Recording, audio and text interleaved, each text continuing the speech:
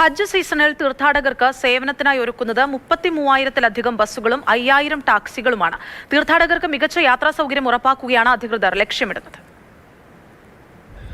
ഈ വർഷത്തെ വിശുദ്ധ ഹജ്ജ് സീസണിലുടനീളം തീർത്ഥാടകർക്ക് മികച്ച യാത്രാ സൗകര്യം നൽകുകയാണ് ലക്ഷ്യമിടുന്നത്.